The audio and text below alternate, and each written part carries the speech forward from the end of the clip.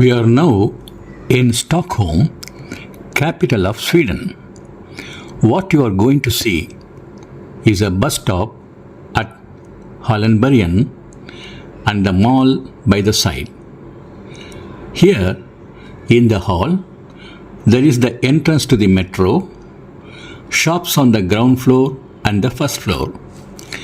There is also a children's library on the first floor. A few bus stops away, there is a big lake with a garden path around, a sprawling lawn for families to come on picnics, play areas where you see mothers with the children, and innumerable trees to give a sylvan touch to the place. I was delighted to see birds swimming graciously in the water and some resting on the shore banks. Men and women go on jogging over the lakeside paths, and the elders can be seen walking fast but steadily with the children in the prams. Away from our gaze, the newcomers on earth may be dozing off, breathing fresh air, or enjoying the scenic beauty around. Stockholm boasts of many such gardens and parks. During my sojourn in the city, I immersed myself in the charm of Kungsta Garden, called King's Garden, Humle Garden, and a few more. One was not like the other. If you have seen one, it does not mean you have seen the others. Also, every locality of the city has some garden or some worthy place or other. In that way, the city has uniform development, with each place getting its due share of attention. For people out from work on leisure or holidays, families on joyous outings with the tiny tots, or loners on a pensive mood sitting in some corner, there are myriad such places. Let us now go around the lake garden, Lotzian. Sweden நாட்டு தலைநகர் நகரம் ஸ்டாக்ஹோமில் இருக்கிறோம். அங்கே உள்ள ஒரு சிறிய பேருந்து நிலையம், ஹெலன்பரியன் அப்படிங்கிற ஒரு பகுதியில் உள்ள பேருந்து நிலையம். அதுக்கு அருகாமையில் உள்ள ஒரு ஷாப்பிங் மால், கீழையும் மேலேயும் கடைகள். இங்கே ஒரு லைப்ரரியும் இருக்குது. அது சிறுவர்களுக்கான லைப்ரரி, பெரியவங்களும் போகலாம், ஆனால் சிறியவர்களுக்கு முக்கியம். அங்கே உள்ள ஒரு மால், ஹெலன்பரியன் அப்படிங்கிறது உச்சரிப்பு, அங்கே உள்ள மால். அதற்கு அருகாமையில் ஒரு அழகான அற்புதமான பெரிய ஏரி ஒன்று இருக்குது. அந்த ஏரியை சுற்றி ஒரு அற்புதமான தோட்டம். இப்போது அந்த தோட்டத்தில் நாம் உலா வருவோம். இங்கே பாருங்கள், ஜனங்க இங்கே எங்கேயும் போய்கொண்டு இருக்கிறார்கள். இப்போது அந்த தோட்டத்தின் நுழைவாயில் வழியாக உள்ளே போயிருக்கோம். அங்கே கூட ஒரு பையன் அந்த வாத்துக்கு இறை போடுறான், நட்ஸ் போடுறான். கொஞ்சம் தூரத்தில் ஒரு பெண்மணி ஒரு குழந்தைய அந்த ப்ராமில் வச்சுக்கிட்டு வர்றாங்க. பாருங்கள், இந்த குழந்தைய நம்ம இடுப்பில் தூக்க வேண்டியில்லை, ப்ராமில் வச்சுக்கிட்டு நம்ம போகலாம். இங்கே ஒருத்தர் அழகிய மலர்கள் அடங்கிய ஒரு இடத்துக்கு பக்கத்தில் நிம்மதியாக உறங்கிக் கொண்டு இருக்கிறான்னு சொல்ல முடியாது, ஓய்வெடுத்து கொண்டு இருக்கிறார். ஒரு சைக்கிளிஸ்ட். எவ்வளோ பெரிய ஏரி! இப்போ நம்ம ஏரி இன்னும் கொஞ்சம் நேரத்தை சுற்றி வர்றோம். இந்த ஏரியின் பற்பல பகுதிகளை நம்ம பார்க்க போகிறோம்.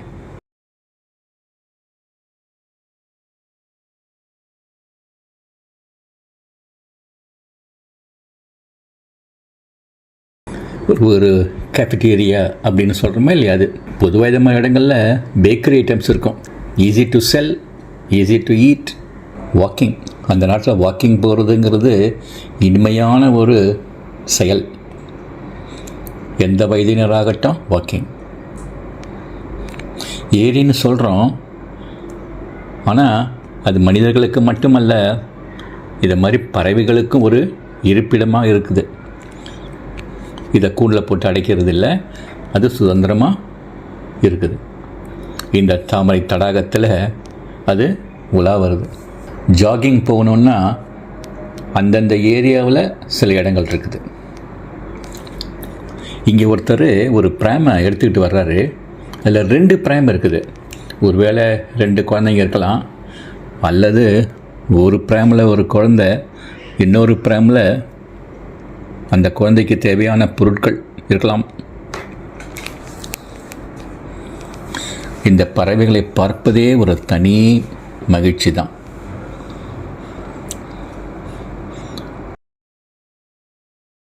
மலர்கள், இந்த மலர்கள் கண்களுக்கு குளிர்ச்சியை கொடுத்தாலும் மனதுக்கு ஒரு மகிழ்ச்சியை கொடுத்தாலும் இந்த மலர்களுக்கு ஒரு பயன் இருக்கிறதா நான் நினைக்கிறேன்.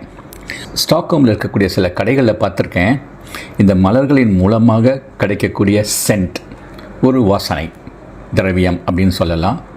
அது மட்டுமல்ல, சில வகை பூக்களின் மூலமாக நமக்கு சில ட்ரிங்க்ஸ் கிடைக்கிது. இப்போ நம்ம ஆப்பிள் ஜூஸ்ன்னு சொல்கிறோம், நம்ம ஊரில் சாத்துக்குடி ஜூஸ் அப்படின்னு சொல்கிற மாதிரி, ஆரஞ்சு ஜூஸ்ன்னு சொல்கிற மாதிரி சில வகை மரங்கள்லேருந்து சாப்பிடுவதற்கு அல்லது குடிப்பதற்கு பொருட்கள் தயாரிக்கிறாங்க.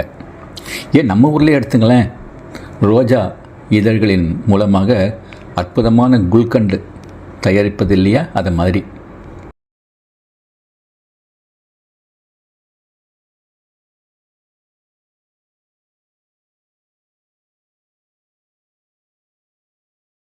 இந்த பறவையை பாருங்கள், அன்னப்பறவையாக இருக்கலாம், அது பேர் என்னன்னு தெரியல அந்த ஊரில், அந்த மொழியில். அது அனாவசியமாக சந்தோஷமாக அப்படியே தண்ணியில் மிதந்து வருது. இந்த பகுதியை கூண்டுன்னு சொல்லலாம், அதை வச்சு அடைச்சிருக்கிறாங்க. நம்மகிட்டேருந்து அவைகளை காப்பதற்காக இருக்கும், அல்லது அவைகளின் நடமாட்டத்திற்காகவும் இருக்கலாம்.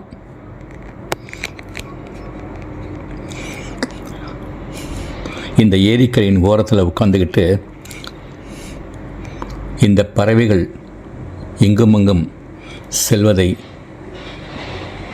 பார்த்து ரசிப்பதே ஒரு தனி அனுபவம் தான். இங்கே பாருங்கள், ஒரு பறவை, அந்த நாட்டு வெயில், ஸ்வீடனில் ஸ்டாக்ஹோமில் வெயில்னு சொல்லும்பொழுது அது மிகவும் விரும்பப்படுகின்ற ஒரு பொருள்னு சொல்லலாம். நம்ம சொல்கிறோமா இல்லையா, சன் பாத், அந்த இது சன் பாத் எடுக்குது.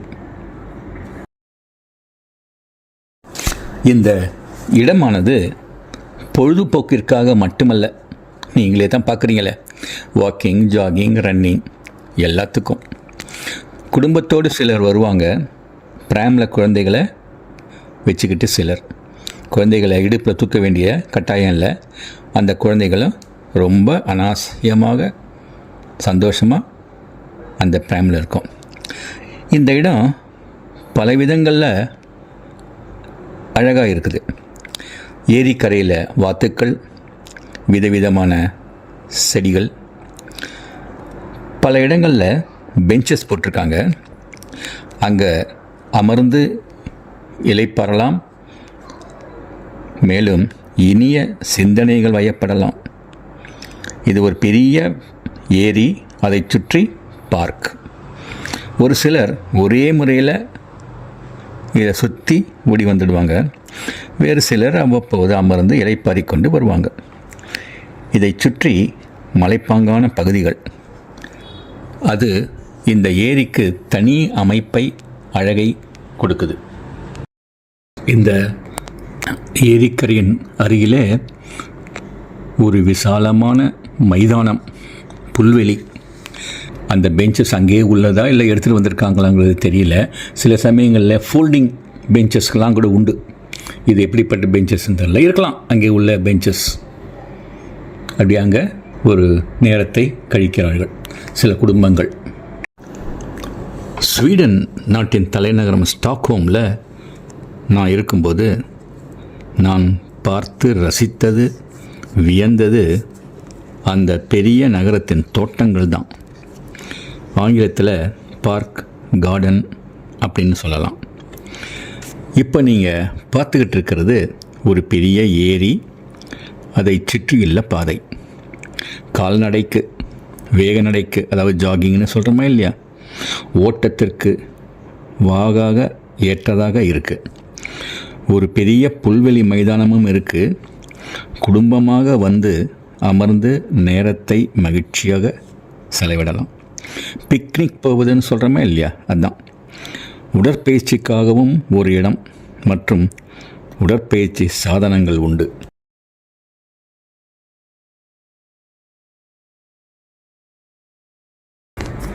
இந்த இடமானது ஜாகிங், வாக்கிங் அல்லது அருகாமையில் உடற்பயிற்சிக்காகவும் இடம் இருக்குது.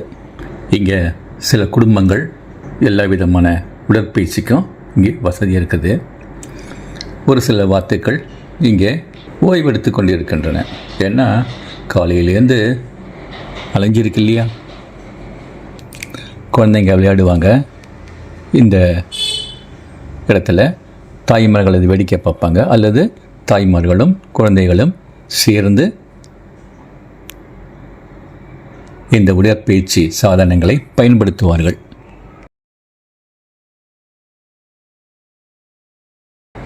இது ஜாகிங்னு சொல்ல முடியாது, வேக நடை. இங்கே சில பேர் நடந்து போகிறாங்க, பேசிக்கிட்டே நடந்து போகிறாங்க. இது அருகாமையில் உள்ள அந்த மரங்களை எல்லாம் பார்த்திங்கன்னா ரொம்ப அற்புதமாக இருக்குது. நம்ம ஊரில் அரச மரம், ஆலமரம் அப்படின்லாம் சொல்கிறோமா இல்லையா, அதை மாதிரி இங்கே உள்ள மரங்கள். இதுவும் விளையாடும் இடம், வித்தியாசமானது.